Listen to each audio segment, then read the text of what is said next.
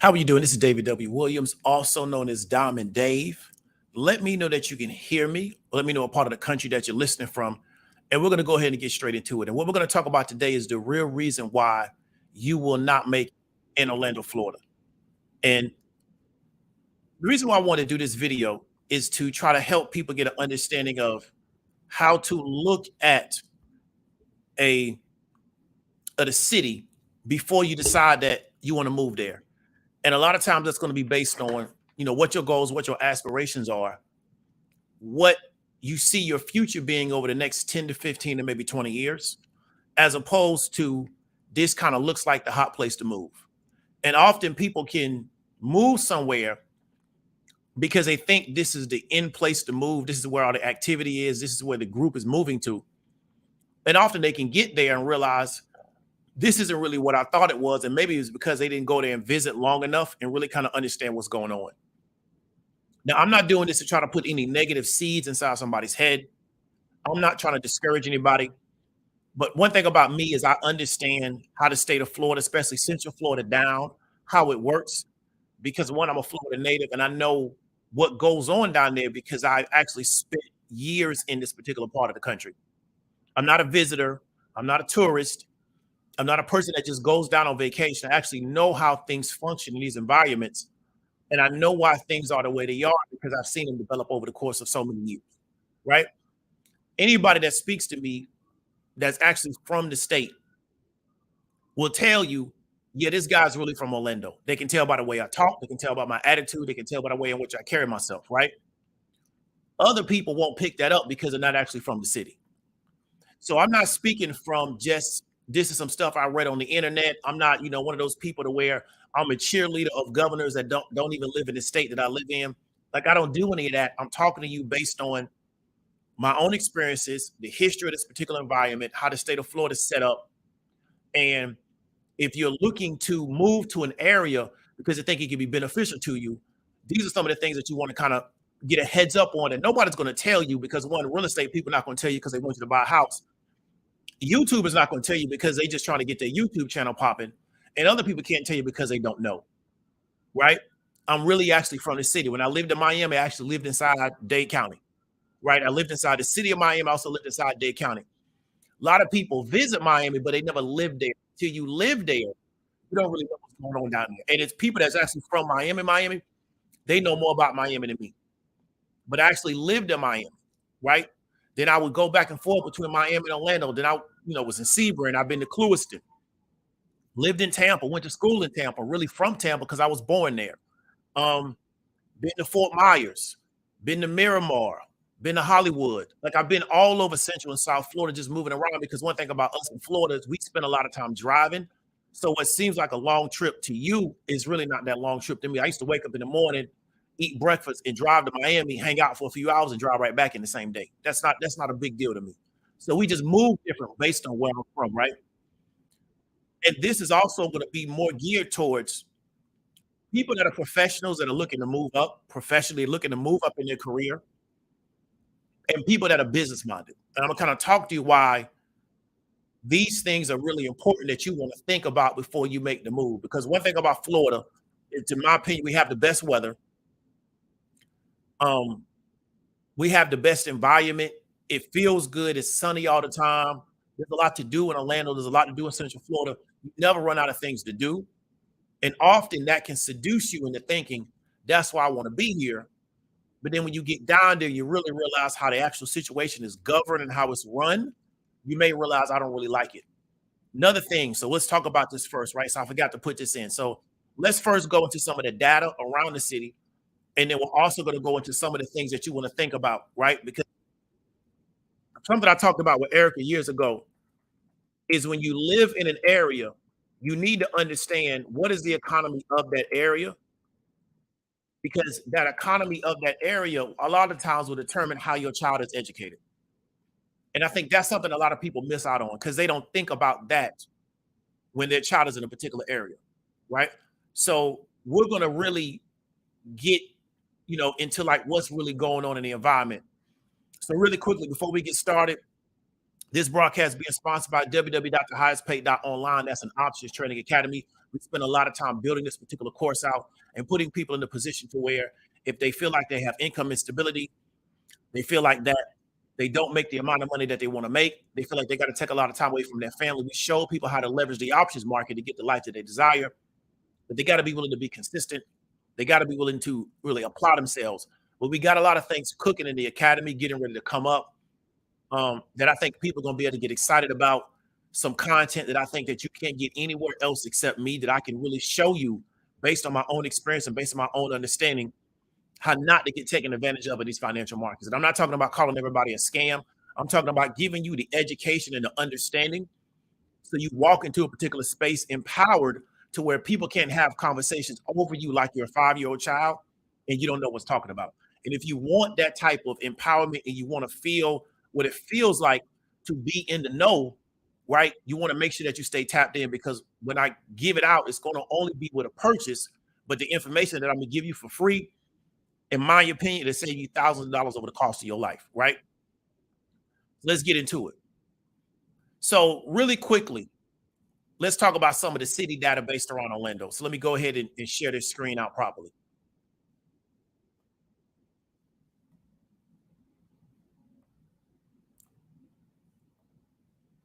Okay, so here's some of the city data, right?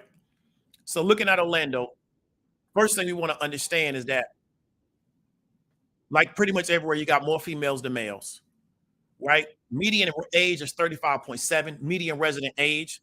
Florida median age is 42.8. Florida skews kind of older because it's a big retirement area.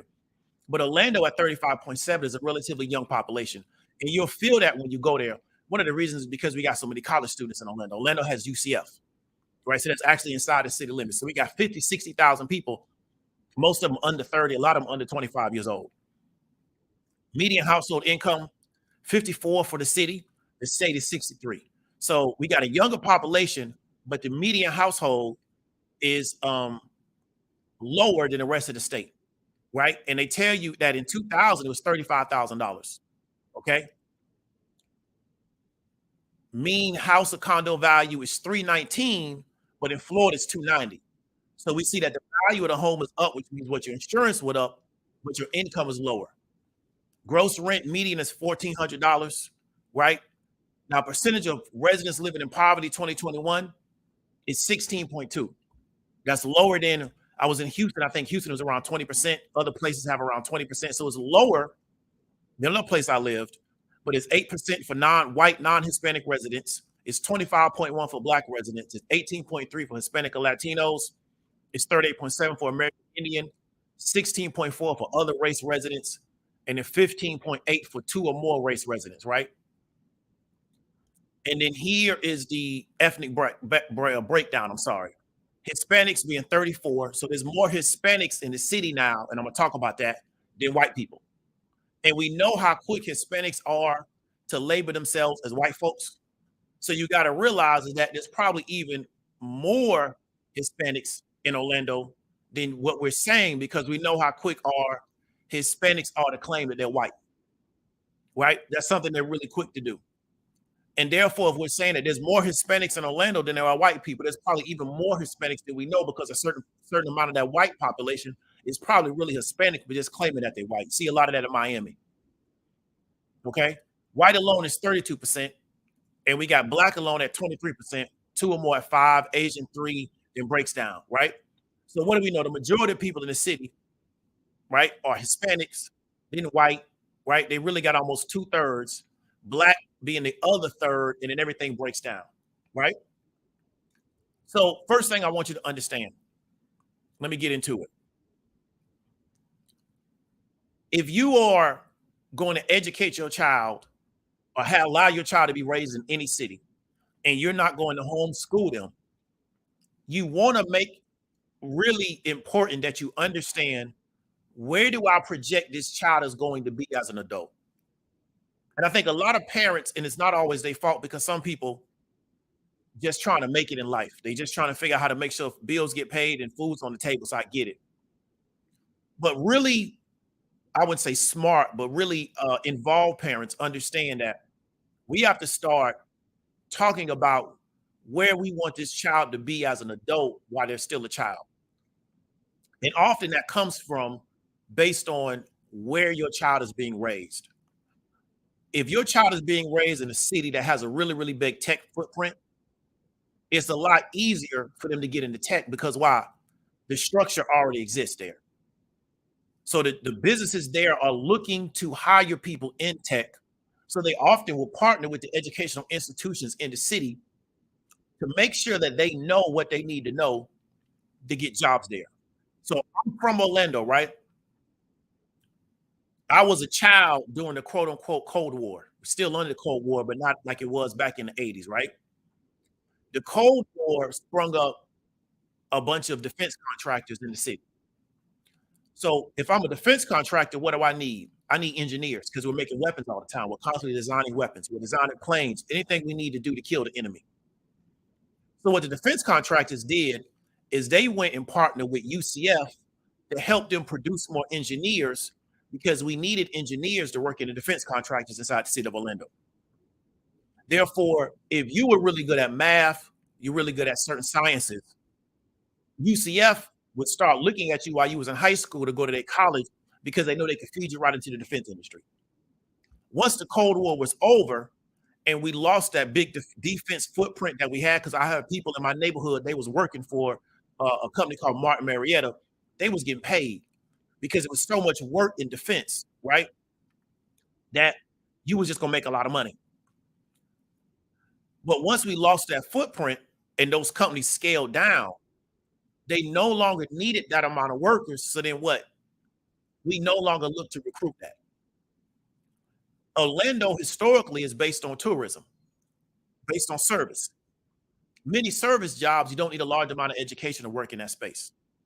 So there's not a demand to educate people to work in certain industries because why? We don't have jobs for these people.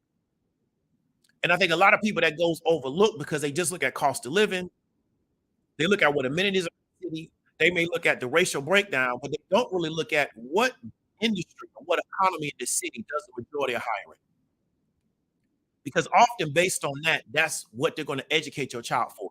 So in the city of Orlando, you can go to UCF right now and major in what we call hospitality management. UCF has one of the top hospitality management programs in the country. Why? Because there's so many hotels in Orlando. Therefore, if you want to go into hospitality management, Orlando's a great place to be because why? You can get a job, right? You can get it. It's going to be easy to get a job in hospitality management in Orlando because Orlando, the only place that has more hotels in Orlando is Vegas. So anytime I look to get a hotel any place out of Orlando, I'm always surprised about how expensive they are because I'm in a city with top tier hotels and they're relatively cheap because of the amount of supply. Okay. So you got to think about education. So one of the downsides about living in the city is that if your parents aren't thinking about how to educate you, you essentially in Orlando would just kind of be left alone and you just be educated to be a service worker. Because one thing about the city is that if all else fails, you can go get your service job. You can always work in a restaurant. You can always go work in a hotel. If nothing else happens for you, you can figure out how to do that. Okay. And so that's because there's such a big demand for service workers, such a big demand for people that work in the theme park industry. There's no need to push high levels of education in the city because Disney employs like 70,000 people. Universal employs like 20,000 people. Those people have to come from somewhere. So looking at our high school population, a percentage of our high school population is going to go into them theme parks. That's just the reality of the situation. So if your child's in these high schools and they're not doing well and they're failing, if you don't step in and take control of that situation, the school often won't. Because why? That child can still be a benefit to the city because why? There's work. It's not like we live in Detroit or we live somewhere where all the manufacturing has closed down. So you're just going to end up doing something criminal. We have jobs in Orlando for people with high school or less education because you can always go work in the service sector and do some type of job that don't require a lot of skill training to actually do the job. That's just the reality. So these are the kind of things that you want to think about when you're looking at moving into a city is what is the number one employer in that city? What are people? Because we got a lot of cities where our people and they're stuck in the city with no work because they moved there when there was work. The work left and they were never able to figure out what was next. So they're stuck in these cities like Milwaukee, some parts of Chicago, where you have a very, very high male unemployment rate because all the jobs are gone and nobody really understands, like, well, what's the next step? Are you just supposed to sit here and wait for jobs to come back, or are we going to do something different because we're just sitting here? So that's what I want people to understand. You really got to take that education piece into account. And just because it's in your city, it doesn't mean that they're going to teach it. But it's not in your city. It's harder for you to even get exposed to it because it's not in your city. Because there was a time I knew a guy where he was able to go to the defense contractors and get exposed to engineering because how big defense contracting was right before the early 90s when the Soviet Union fell. A lot of people that's too young, they don't realize how big the defense industry was because we were trying to out-weapon the USSR. So we were just making weapons, weapons, weapons, weapons, weapons. And to do that, you need a lot of engineers. That's what we learned from the Germans in World War II. The way the Germans was able to ramp up their war effort is they just produced a lot of engineers. And they put those engineers to work building weapons. And in a relatively short amount of time, they had a first world army because why? They produced a bunch of engineers and they put them all to work. That's how you do it. Right? So these are the things that you got to think about when you're looking at any city, right? What is the major economy in that city? Not just a job there. Because if you have a child there, you may have a job there, but you may be an outlier as far as employment. Can your child come work for the same business you're working for? So then you got to realize if you work in tech, but the majority of people in your city do unskilled labor, the tone of that city's unskilled labor is not tech. You don't live in Seattle. You don't live in the San Francisco or the San Jose metro area.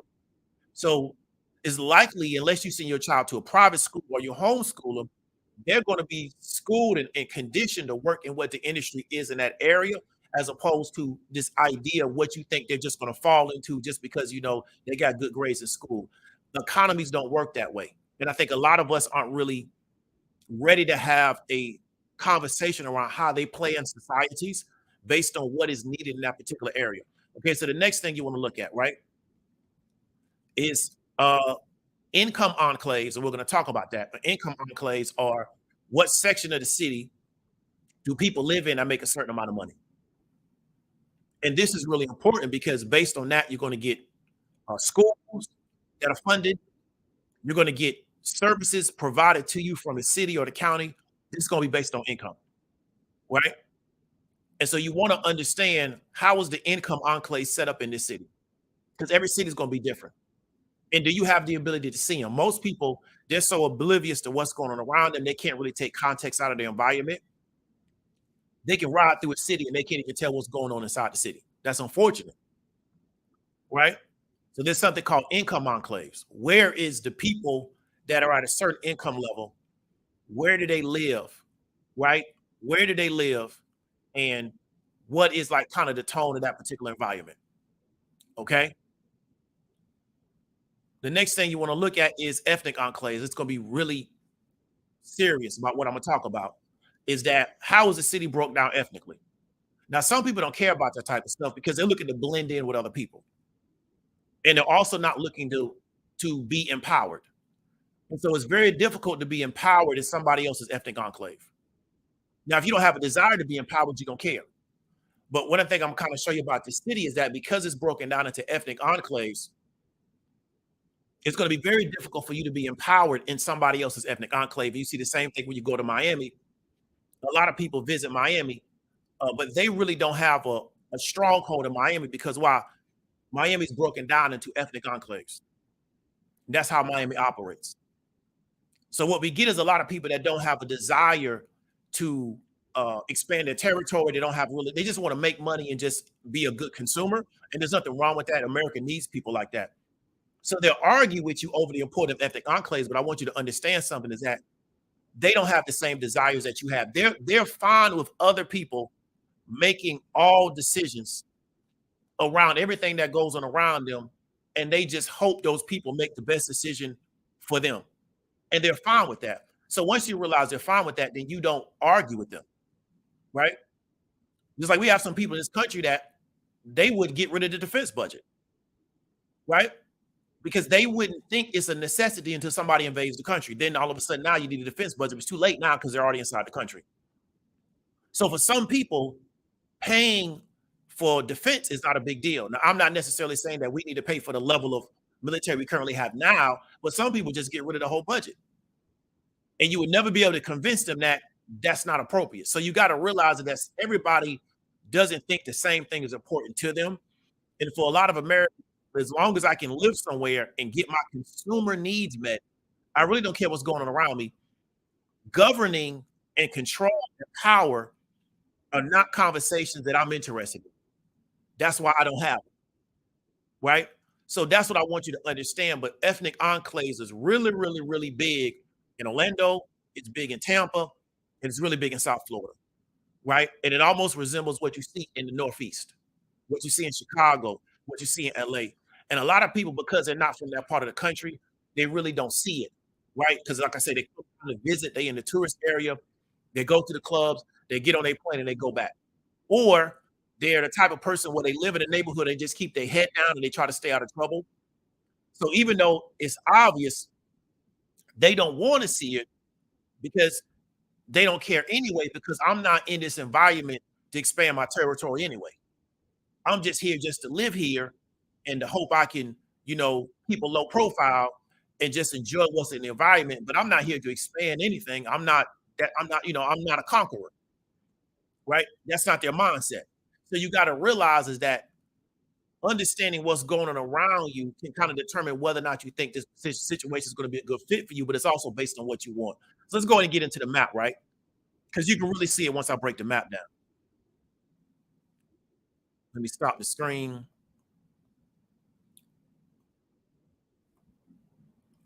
Okay, there we go. All right, so here's the map. Let me get rid of this banner real quick, and we're going to get into it. So here's the map. Let me show the whole map zoomed out, right? So this is Orlando. Now, it's funny from a geographical standpoint. So what you see in red outline is actually the city, right? That's actually what we call the city limits. So it's kind of weird from a geographical standpoint. Let me see, can I bring it up? Let me do the page marker. So this is actually the city down here, right? That's the city.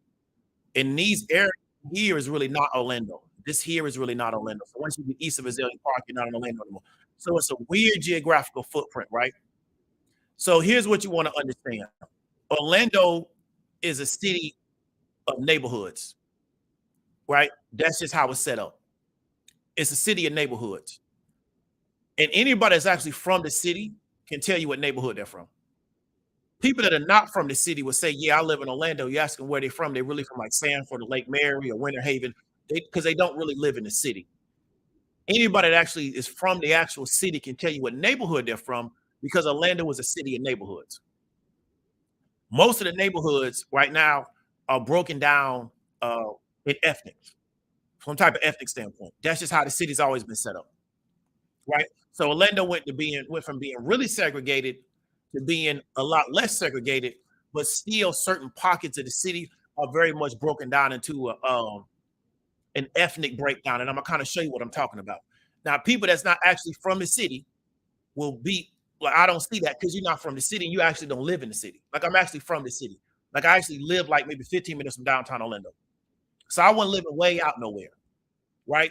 And so that's what I want you to understand. I know how this city breaks down because I actually walked through the city, took the bus all through the city, and then drove all through the city. So I know how it breaks down. I have enemies from different neighborhoods that I just don't deal with because why? That's the enemy neighborhood. So because I come out of the real politics of this situation, I know how this thing plays out. And like I said, is that there's parts of the city that I've just never been to because why? I don't go over there. Right? I just let them have it. I don't go to that part of the city. Right? I don't be hanging out over here. I don't be messing with girls over here. I just don't go over there. It's just safer for me never to go to that part of the city. Right? So that's what I want you to understand. So let's go ahead and get into the map. So here's all the different neighborhoods.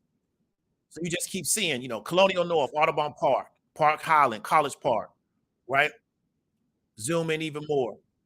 Lake Como, Delaney, South Orange, Lake Terrace. These are all different neighborhoods. Whole Heights, okay? Edgewood. Used to work out there, right? Sunset, Lake Man Estates, Johnson Village, Lake Man Gardens, New Malibu. These are all neighborhoods.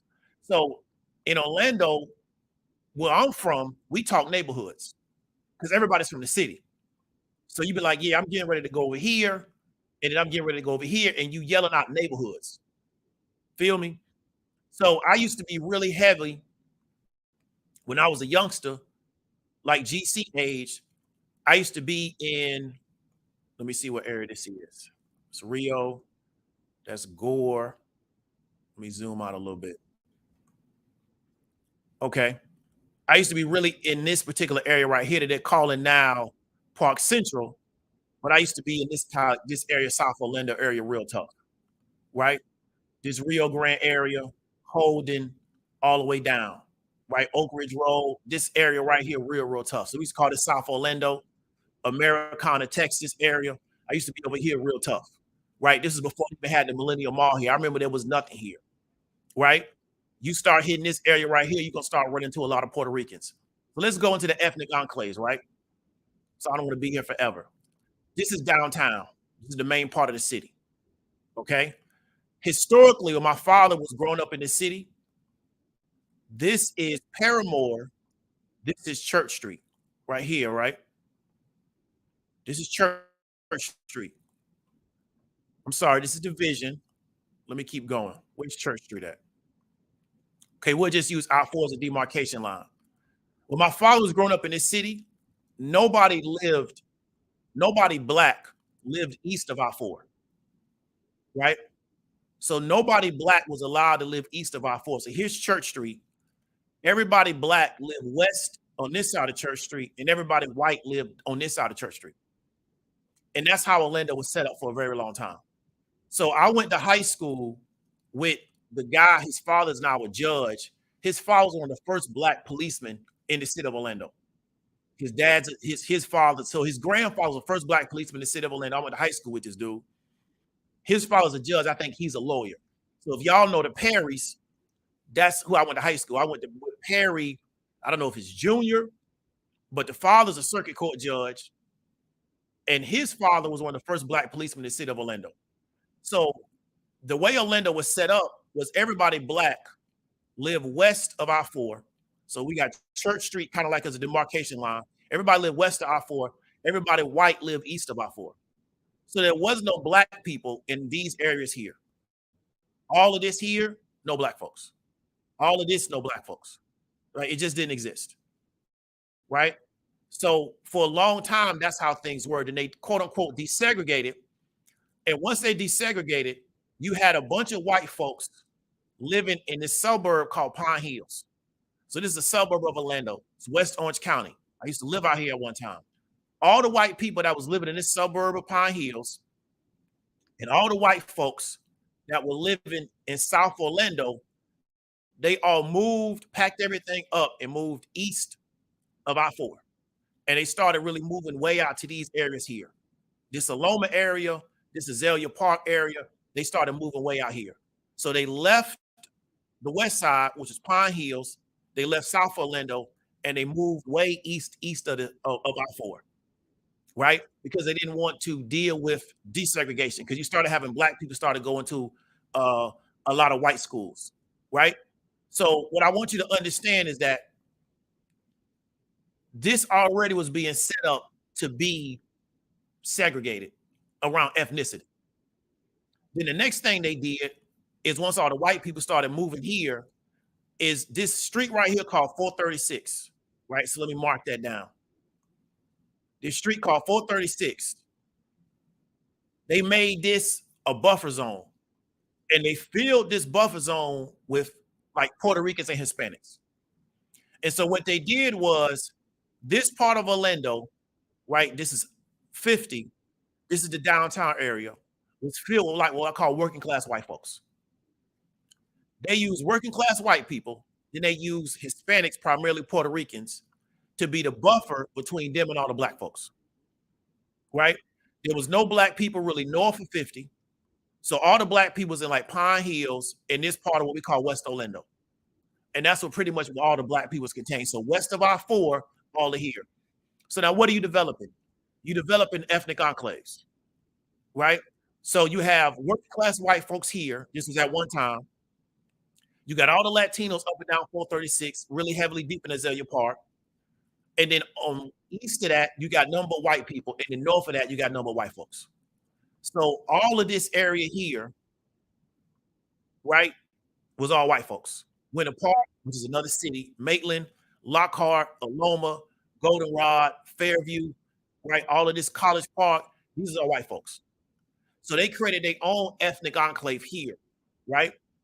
Here, downtown was primarily working class white folks.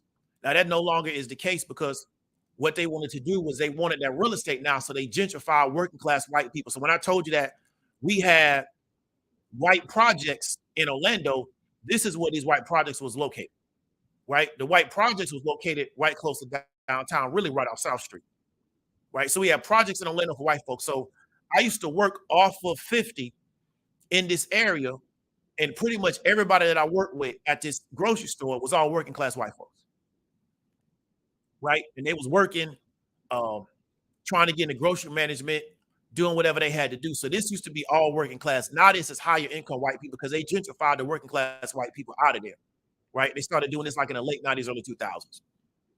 So when you're moving through the city, you have to know where you're at. So if you go down 50 and you're over here in Azalea Park, this is all Latinos, right? Everything up and down 436, right? What we call Cimarron Boulevard, all up and down, pretty much till you get to Aloma, all the way down 436, right? All the way down until you go into the airport on both sides of the street. All these neighborhoods. So you see all these neighborhoods? All these neighborhoods is nothing but Latinos. So when you go over here, everybody's going to be speaking Spanish. You're going to have restaurants. You're going to have businesses that are going to be in Espanol, right?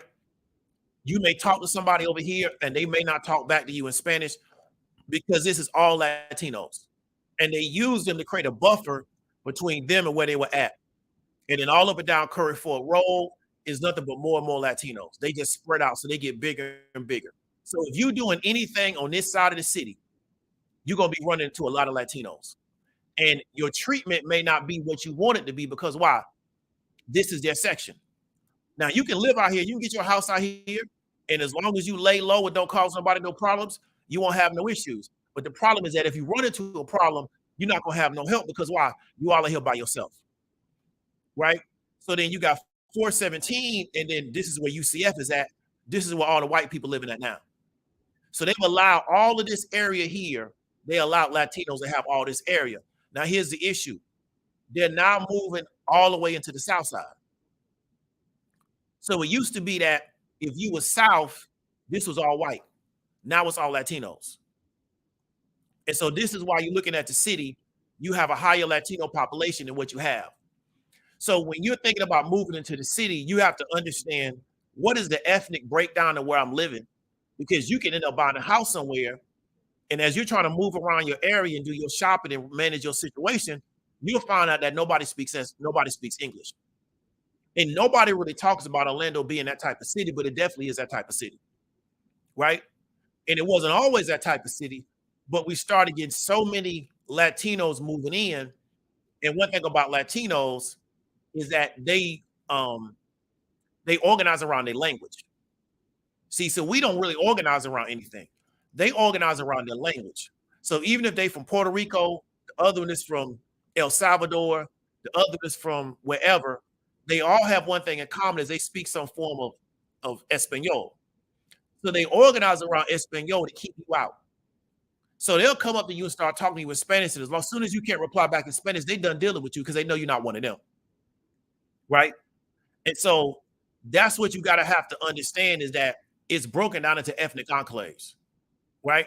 And so that's what I want you to realize is that Orlando may not be the place for you because as you're trying to network and do different things, you're going to run into this particular situation and you can be blocked out just by language. So now what you may have to do is try to figure out how to go learn Spanish. But unless you want to learn Espanol, you may have issues functioning with these people because they have no desire to learn English. They're able to come into Orlando and they're able to create a community around them speaking Spanish the majority of the day. You go to work. I've seen environments in Orlando to where we had a lab. I used to work at the hospital. Everybody that worked in this lab was a Latino. You know what? They spoke Spanish all day.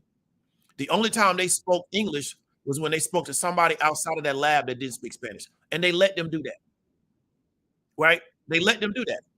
So they're speaking Spanish all day at work, right? Then they're able to go home and they speak Spanish in their house. So they never really learn English. Now you would ask yourself, why did they hire these people? That's just what's going on.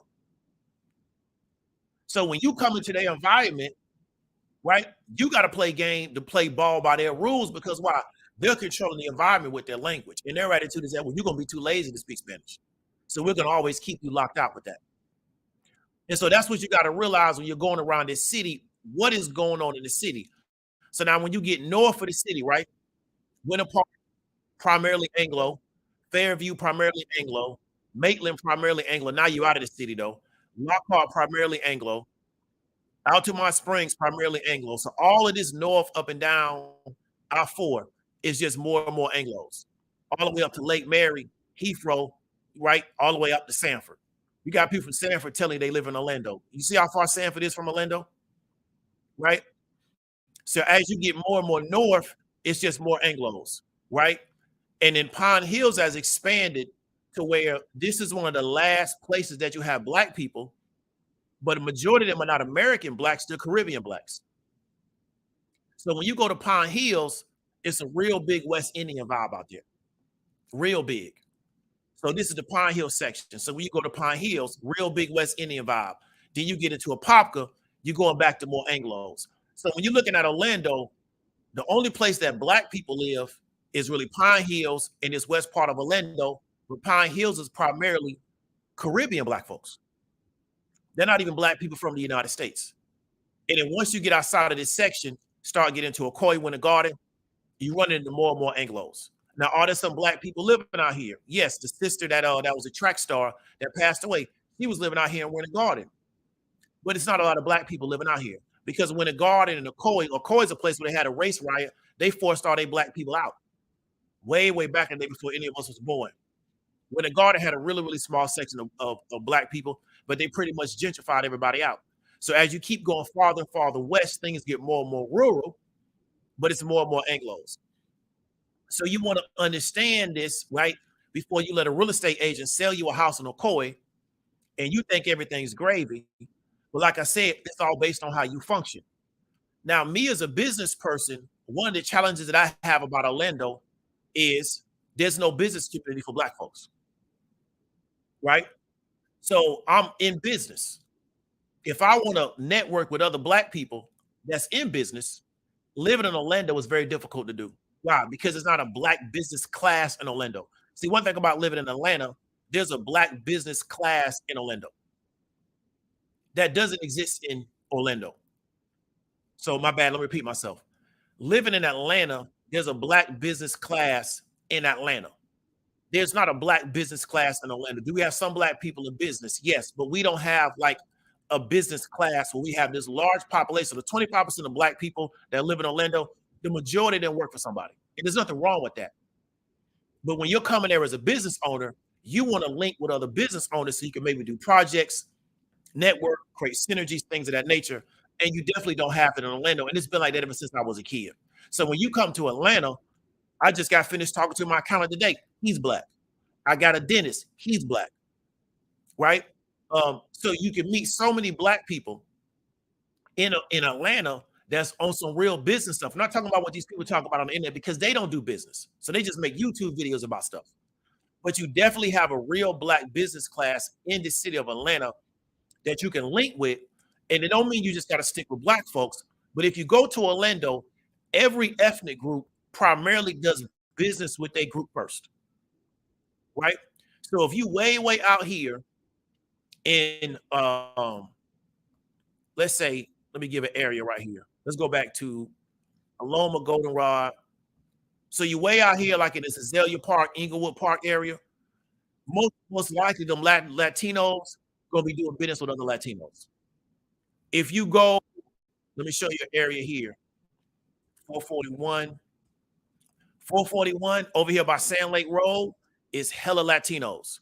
They have what you call employment agencies right off of 441 in Sand Lake to get people like temp work. Okay, you go into these employment agencies, everybody's speaking Spanish. So you know what they're doing? They making sure that they people get jobs and they locking everybody else out. This happens every day in Orlando because why? They've taken over the whole South Side. So when you go to the South Side, right? And I used to be on Sand Lake Road. I used to know Latinos over here that I was cool with, but it's not like that anymore. You go to the South Side, this area here. Let me go ahead and footmap this. This Oak Ridge Road, John Young Parkway. This whole area here is nothing but Latinos. And so they've essentially taken this section. Okay. And so when you go down to these employment agencies trying to figure out how you're going to get temp work or get day labor, they're going to funnel all the jobs to their people and they're going to tell you they don't have no work because they got the contracts to get the jobs. That's how it goes in Orlando. And so therefore, because your group is not doing business, you don't have any protections because nobody's interested in doing business. And there's nothing wrong working for somebody else. You can get rich work for somebody else. But somebody in the group has to say, we're going to do business. Everybody just can't go work for somebody else. It can't work that way. And so you see that the downside is that they're able to partner with these corporations to get labor for their people. And they do things like don't speak English, tell you that there's no work, tell you they get back to you, but they'll never get back to you to keep you out to make sure that people get work. And you see the same thing with apartment complexes. When you up and down 436 in Orlando, let me go back to 436, right? When you up and down 436, let me find it real quick. Over here, there's apartments all up and down this particular area, right? This is a heavy residential area. You put an application in on an apartment in this area, I'm telling you, application not going to go through because those apartments are not for you. They for their people. So when you go into the agency or the leasing office, everybody in the leasing office is Latino. So they're going to make sure that them apartments go to their folks. They don't care if you don't never get an apartment. So you locked out of living in that area. And I used to be up and down 436 when I was a youngster, like GC age. I was up and down that 436 just moving around. But you locked out of that area now. And they don't want you in the area. And you can feel it when you're over there, right? So that's what I want you to understand is that if you're thinking about moving to a city, you really need to kind of put your thinking cap on and drive around the city and ask yourself, what is the vibe of the city? Because see, over here on 436, right? Okay, so Avalon Apartments. Let me show you something real quick.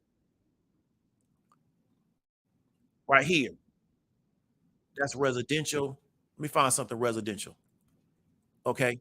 So these are houses. These are all houses. Most of the apartments is right off 436. They right off the street. They're behind it is houses. Okay, so let's say you get a house back here. What do you think your experience is going to be like living back here? Because you're going to be living around a bunch of Latinos. So everything's going to be based around their culture, what they got going on, and you just live back here, right? So this is why it's always weird to me that people be like, hey, man, I don't live around black folks and everything is gravy. Because I'm trying to figure out what kind of life do you have when you live around a bunch of people that you don't have nothing in common with these folks. Half the time, they don't even talk to you. They're not interested in nothing you got going on. And then you got to hope don't nothing else go wrong. Don't nothing go wrong because if something go wrong, you all by yourself. But some people, they prefer that than to living around their own folks. But that's why you're going to keep getting opposition. And that's just my personal opinion. Everybody got a right to live the life that they want to live. So that's why, in my opinion, a lot of people not going to make it in Orlando because they're going to move there. They're not going to understand these things about the city. They're not going to understand the education, how it's set up. They're not going to understand the income enclave. So let's go to that real quick. So here's where the money's at in the city, right? Here's where the money's now downtown. They done moved the money downtown. These are really nice neighborhoods. This Lake Como, this Lake Underhill area, the park here is beautiful, right? One thing about Orlando, regardless of ethnicity, we're always outside in the parks. This park here is beautiful. If you ever go here, take the 408, go over Lake Underhill, and look at the park. If you're going west to east, it'll be on your right-hand side. This is a beautiful park. These homes over here are really, really nice. They're older homes. They're built like in the 50s. This Lake Underhill area, this Lake Underhill Road, this is a beautiful area, right? It's not a high income area, but it's an older, kind of like more stable area, right? But you do have to have a certain amount of money to live here. And Lake Como is also the name of the elementary over here. So this is Delaney Park, Lake Como, Lake Terrace. This is a really nice area. Conway, where Michigan picks back up, this is also nice. But the money in the city, the older money, is College Park, uh, Park Lake Highland, right? Lake Highland is a private school out here. If you know a guy named Max Starks, he played for them. A guy named forgot his first name, Bush. He played for Florida State, played linebacker. He played for them too. There's a private his school. This is almost pretty much downtown, right? This particular area, Country Club of Orlando by Spring Lake. This is a nice area. All up and down Edgewater Drive. This area going out to Fairview, and then that'll take you up into this Lockhart area, and then you also have Maitland, and then where is it at? This Winter Park area. So you see, you got the Whole Foods market right here. This Winter Park area is where the older money's at. So the new money moved way out. So where did the new money move way out? The new money is way out here. Here's Windermere, right? This Windermere, Lake Butler area. This is where the new money's at. Dr. Phillips is where the new money moved to. And then now the new money is in this Lake Nona area, right? So look how far, if you're living in this area, look how far you live from downtown. This is downtown right here, and this is where you live. So you got to take toll roads or the expressway. You got to take the 417 to the 480 just to get into downtown. I don't like to live like that, but some people, they cool living like that. So this Lake Nona region is where the new money is at in Orlando. All of this down south, all of this is Latino, right? Kissimmee, Latino. Poinciana, Latino. That's why the area is primarily Latinos, right? Then you start getting out to like Campbell, St. Cloud, these are the sticks. Narcoossee Road, these are the sticks. People live out there, tell they live in Orlando. No, they don't. They live in where they live. They don't live in Orlando. So that's where the money's at. So you got the old money, then you got the new money, right? But you want to kind of think about that. Then the next thing is, we talked about before, income enclaves and then ethnic enclaves. What is the ethnicity of the area that you're living at? Because like before, you could be living in Windermere and you balling, you living it up, you done made it in life, but you're gonna be the only person out there, right? So if something goes wrong, who do you have network with to try to fix it? Because you're gonna be all on your own. So what you got to do is, if you live in Windermere, just hope nothing ever goes wrong. You live in this Lake Butler area, you got to hope nothing ever goes wrong. Because if something goes wrong with you, or your child has a bad experience, those people are not gonna be sympathetic to what you're going through. Because why? This is their area. They built this area for them to enjoy it. They just allowing you to live out here because legally they can't stop you, but they didn't build this area. And so that's what a lot of these people experience, what they don't tell you, that the isolation of trying to keep up with the Joneses, but being isolated because why? You're the only person out here, right? Because I forgot where I was at. Was out on Park of Island. I was out somewhere going to a medical appointment, and these houses were so big out here, it was ridiculous. Might have been out here, this area right here. These houses out here were so big. Like, there's two-story houses, and two-story houses are rare where we're from because it's so hot. Brand new two-story houses. These houses are so big, it's ridiculous because there's a lot of money out here, but it's the new money. It's not the old money.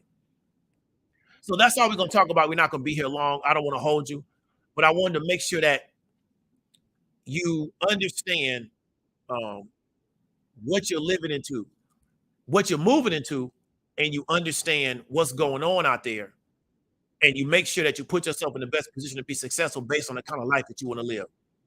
If you just want to put your head down and make money and just, like I said, be a regular consumer, there's no wrong with that. That's what most Americans are going to do. But if you want to do more than that, you kind of think about, how is the situation set up? And is it set up for me to be successful, or is it set up for me to not be successful based on what I'm trying to do? I wouldn't mind retiring back in Florida, but because of what I'm on right now, Orlando's not a good fit for me because I wouldn't be able to network with a lot of people. And I know that from living in the city. In the city that I live in, there's always networking opportunities with other business owners, regardless of the color of their skin. But they're not going to try to lock you out with language. Now, you're going to get some of that out here in Cobb County. But in the actual city of Atlanta, nobody's going to try to lock you out with language. In Orlando, they will, right? And they do the same thing in Miami, and they do the same thing in Tampa. And nobody says anything about it. Stuff been going on for decades. So we're gonna read these comments. We're gonna get up on out of here. So Ray Gun, man, I appreciate the $2. Scott, you say you live in Tampa, Lakeland. So that's two different places. You live in both places, Tampa and Lakeland. Kane too, man. I appreciate the $10 super chat. So let's read these comments and get up out of here. Doom, doom, doom. So Rex G says, don't forget Winter Garden, old money out that way. Yeah, I never knew Winter Garden for a lot of money. My cousin went to West Orange. When I was coming up, Winter Garden was really rural, right? So I wouldn't call that old money. When I was coming up, Winter Garden was a very rural area that nobody went to. Because most people don't know that West Orange is an Orange County school because nobody cares about West Orange. They haven't really done anything as a high school. So when I was coming up, Winter Garden was a very rural area. There was nothing out there. So you just never went out there because what's out there to go to, right? But my aunt taught at West Orange, so my cousin went to West Orange. I think my high school might have played them in football one time. That's the only time I've ever been to their high school. There was nothing out there. Yeah, Tiger Woods lived in an area called Owls, where Shaq lived out there too at one time. In fact, Shaq may still have a home out there. That was an area that a lot of people that had a lot of money used to live. But yeah, Tiger Woods at one time did live in an area called Owlsworth, right?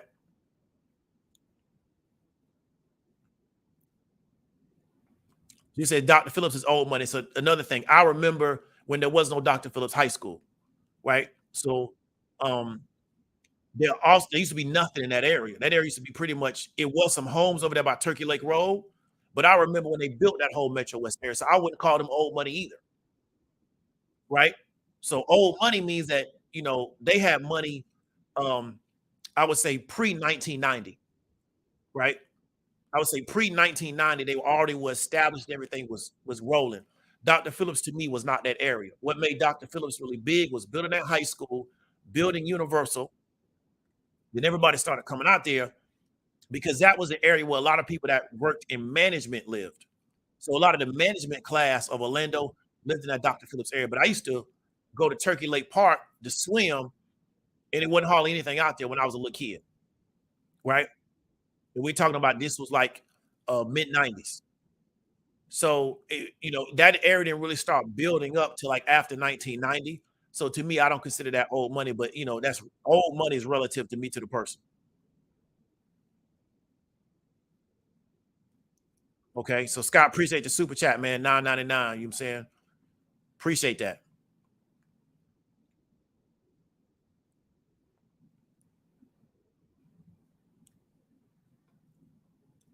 So Tracy says it's Miami all over again. Definitely. It is Miami. You know, Orlando's been approaching Miami for a very long period of time. And so it is what it is. That's just what's going to happen. So Matthew says Dave is right. All down Cimarron, all those apartments are Latinos. Yeah, definitely. It's the Latino section, right? Because you can go to stores on Cimarron and you won't see any white folks. I mean, you'll see a number of Latinos. Everybody's talking Spanish, and it'll be a culture shock because it's the thing. You come out of the airport, you take 436 north out of the airport. As soon as your wheels touch the ground on 436, once you get out of the airport, that first, like maybe the second light, you'll start hearing reggaeton. Well, the average person don't even know what reggaeton music is. So that's why I say I'm from a different type of city, because the average person in America never heard reggaeton. But you're going to hear reggaeton all day over there. Why? Because that's all they listen to. Because they really put a bunch of Puerto Ricans over there. So that's what I'm saying. Immediately that you in a different section because of the kind of music that's going to be coming out of their car. Right? I mean, they're going to be playing that reggaeton real hard. In most places in the country, they don't even know what reggaeton is. So it's just a different vibe over there. Right?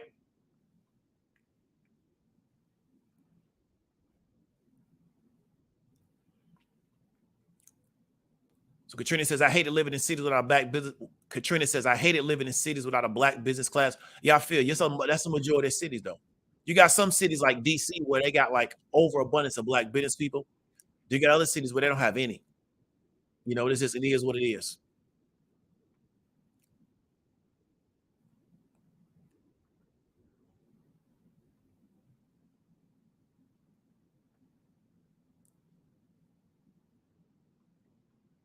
What's going on to Miss Lady L? So Matthew Lewis says 50 in Baldwin Park is all working class wives with businesses. I feel you. I ain't spent a lot of time. I remember Baldwin Park. Baldwin Park used to be the Naval Trading Center. Then they knocked it down and it made it into Baldwin Park. But it used to be the Naval Trading Center right there. So when did they start making it a buffer zone? After desegregation. What areas of Orlando would I consider as a real estate play? You got to define what you mean by real estate play. So how do you define real estate play?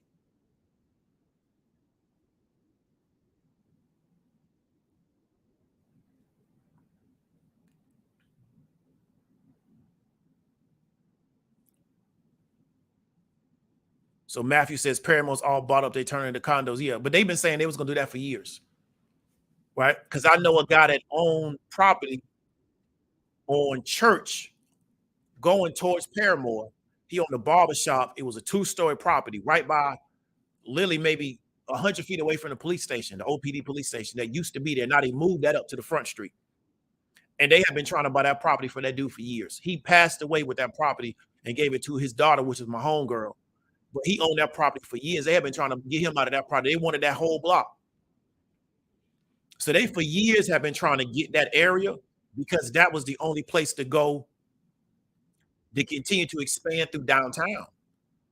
So that's why I tell a lot of people, man, is that we're not really tapped into city planning, and we don't know what plans that they have because we're talking about some dude who got a baby from some other chick and his issues, which that's their issue. That's cool, whatever.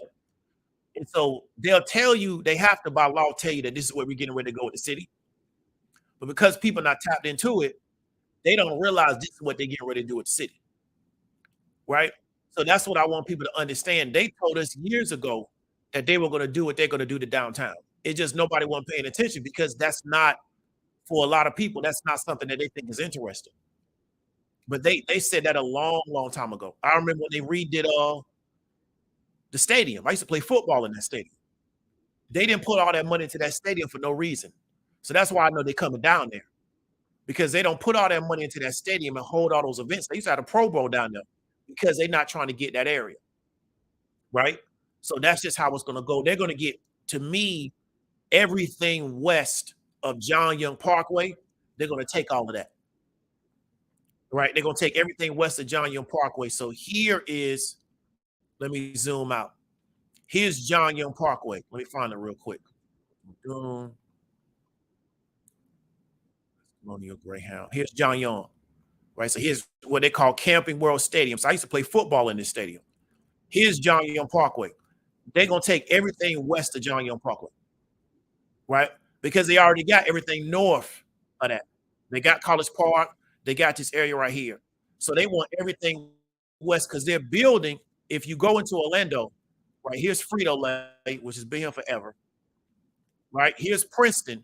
On this part of John Young right here, they're calling it like Princeton something, but they're building like residential right here, like dense residential. They're building right here. So what they want is they want everything east of John Young Parkway. This is the only area in Orlando, and I wish I could zoom in and show you where you can live on a canal.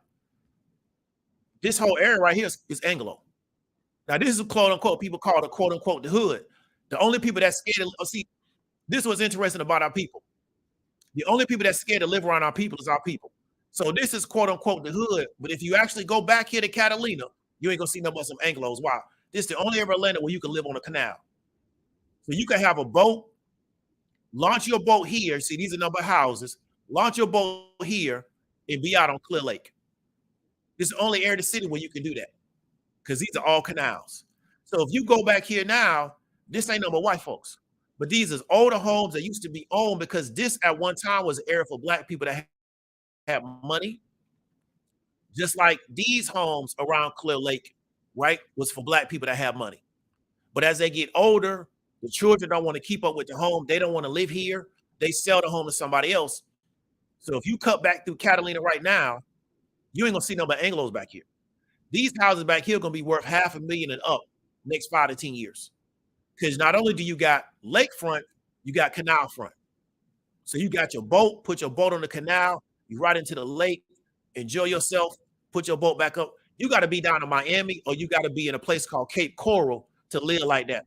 outside of this particular area. There's not a lot of places in the state of Florida where you can live this type of lifestyle.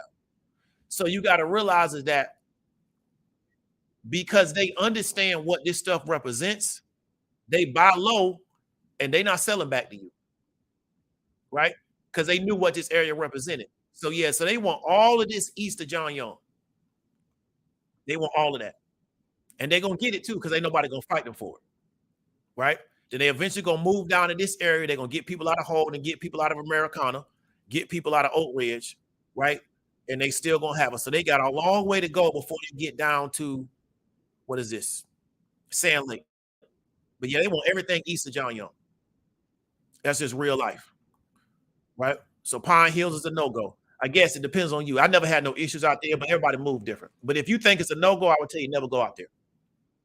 Right? If you already got in your head it's a no-go, I'll tell you, you might not be built for Pine Hills. Everybody not built for everything. Right? So I ain't gonna argue with you.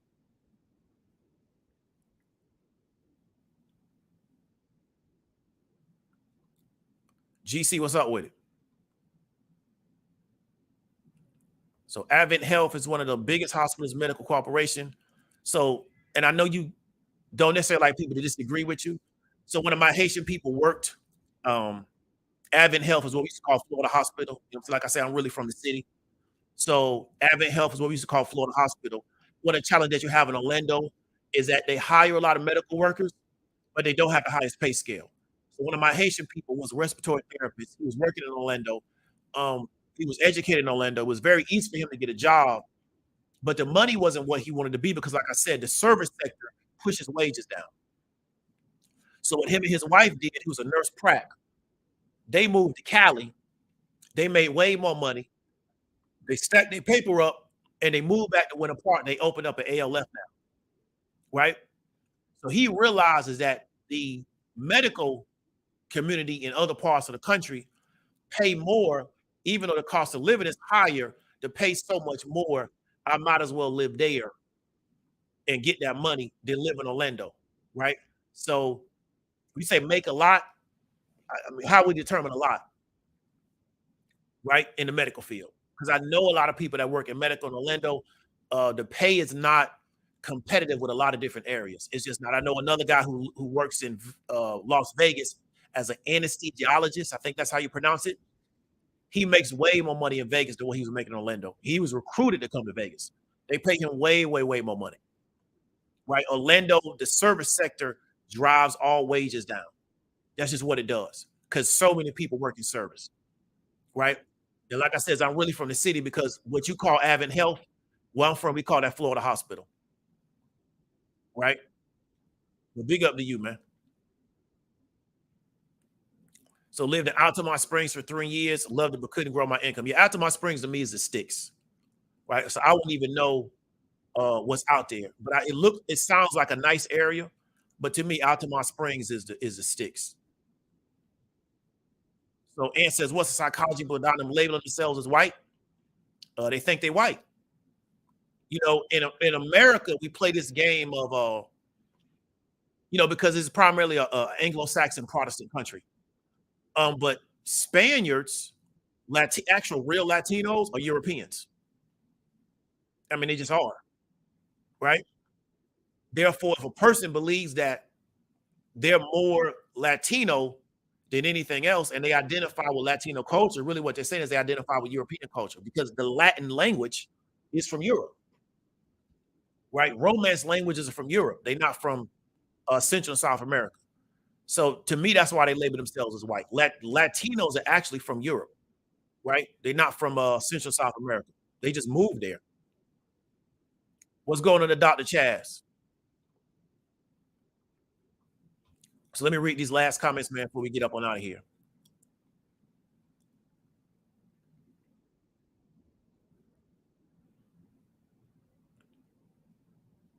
So Katrina says, so what you're saying is I won't be in Orlando unless I win the lottery. Husband gets a dream job. You can go there for vacation. It's a beautiful vacation spot. Orlando got the best weather. I may retire in the Central Florida area, but right now, based on what I got going on, Orlando wouldn't be a good look for me because I could still make the same money, but my network effect wouldn't be the same, right? But it's a great place for conventions, anything you want to do around tourism, having fun, enjoying yourself, it's the place to be. It's so much to do in Orlando now. If you are a let's say a 10-year-old in Orlando, your teenage years gonna be crazy. They're gonna be bananas, especially if you got a car, because there's so much to do. But outside of that, it's not a lot else going on. It's so every day is just a party. Once you get out of the party scene, it ain't a lot going on. But yeah, Orlando's a big party city. Big, big, big party city. So Miss Phoenix, man, I appreciate the $5 super sticker.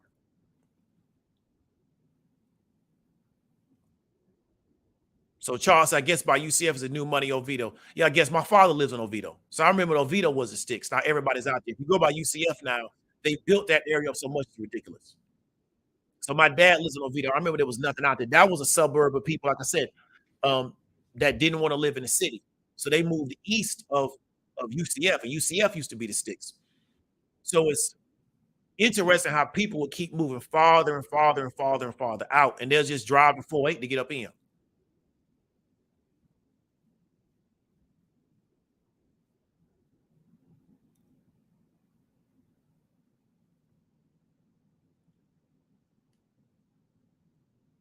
Yeah, Camp Boy was the old Citrus Bowl, definitely. But that's where I used to play football at in high school. So I play high school football in the Citrus Bowl. So that's why, like I say, my football experience is gonna be a little different than a lot of y'all's because I was playing football in the Citrus Bowl in high school. I don't know what y'all was doing.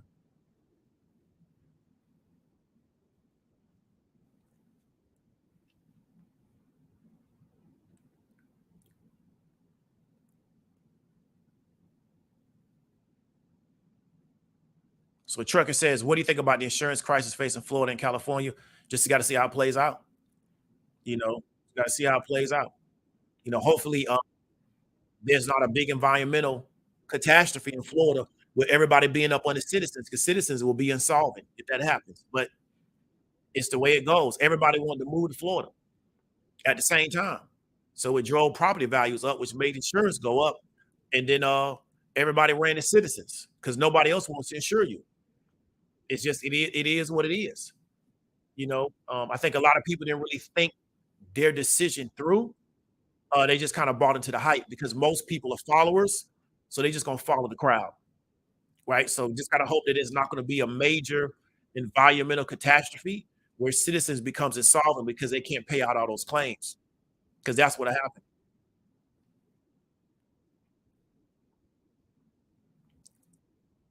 Had leave Florida getting way too expensive to pay was yeah. I mean, what we talked about before, Orlando median income is where was it? 54,000. So that's why I told people you can make if you make 60,000 in Orlando and you're a single person, you balling. That don't work in a lot of other cities. And the thing about Orlando, there's actually something to do there. If you make 60,000 in Miami, you really not doing too well, right? But if you can make 60,000 in Orlando as a single person, you balling. And there's a lot to do there. The problem is cost of living jumped up. But if you already own the home in Orlando, outside of homeowners insurance, property taxes, the rest of your life is really not going to be that expensive, right? But that's what's taking all the money out of everybody's pocket that I know that still live in the state between property taxes and homeowners insurance is killing them. I mean, those prices have gone stupid, and you talked about it. The income, the pay don't go up because it's a tourist state, right? So it's not based around skilled labor. It's just not, and those jobs drive everybody else's wages down. But that's how the state's set up. So I appreciate everybody for coming through. Hope you got some value from it. But I want to really encourage you to actually think about the city and what you want to do and what you don't want to do, and realize is that everybody doesn't want to do the same thing, and you can't make them see things the way you see things. Because everybody's not a conqueror, everybody's not looking to expand their territory. So you can't make them see it that way. What I want to encourage you is get with people that see things that way and build with those people and let everybody else just do whatever they want to do. And they'll have to figure out on their own how to function and how to deal with these situations. I wouldn't waste my time arguing with them. So going again, people realized how valuable this area was. right? They realized how valuable this area was. And while everybody's talking about the hood and yada, yada, yada, they move it into this area, right? Because they realized how valuable this area was. You see what I'm saying? So that's what I want you to understand is that once you get around different people with different perspectives, they're having a different conversation. And just let them other people having another conversation, just let them do that because that's why they're here. That's their assignment. Hope you got some value from it. David W. Williams, also known as Diamond Dave. I'll talk to you later.